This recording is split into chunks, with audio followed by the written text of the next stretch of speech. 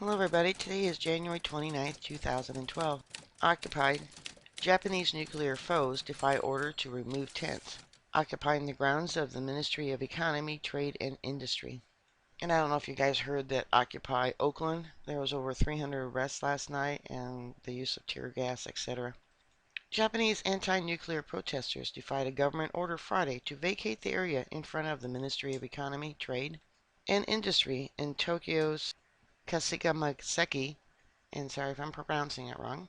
Protesters have been occupying the ministry grounds since September 11th, 2011, the Japanese Times reports Saturday. Anti-nuclear activists camping out at the Ministry of Economy, Trade and Industry refused to take down their tents Friday, despite the order to do so by 5 p.m. Hundreds of people, meanwhile, came to see the 3 tents around the deadline, apparently to show their support for the protesters. About 10 of the activists have regularly stayed in the tents since September. METI on Wednesday handed the protesters an order to remove their tents by 5 p.m. Friday because they continued to use fires even though we repeatedly told them not to, the official said. But shortly after 5 p.m., Mikawa told the Japanese Times the ministry was not taking any action against the protesters and instead hoped they will leave voluntarily. The protesters meanwhile argued they have the right to stay there to continue their demonstration calling for termination of all nuclear power plant operations. We feel we have the right to stay here. We understand it's unlawful to stay on somebody's premises without authorization.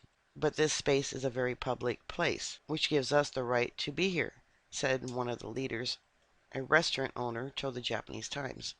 The protesters began camping out at the corner of the ministry September 11th. They applied for permission on September 13th to pitch their tents there, but METI denied the request September 29th. Both Makiwa and Fuchigami said. Mauikawa said the protesters have been technically breaking the law since September 29th, but METI effectively allowed them to stay because people can have different opinions. However, the ministry changed its attitude because the protesters kept using open flames to cook and keep warm, despite METI's announcements.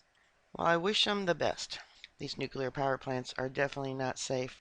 If there was ever a major power outage for any length of time, these things would go into meltdown and create all kinds of problems. Alright, bookmark my site. I'll keep everybody up to date. Stay safe, and I'll talk to you later. God bless you all.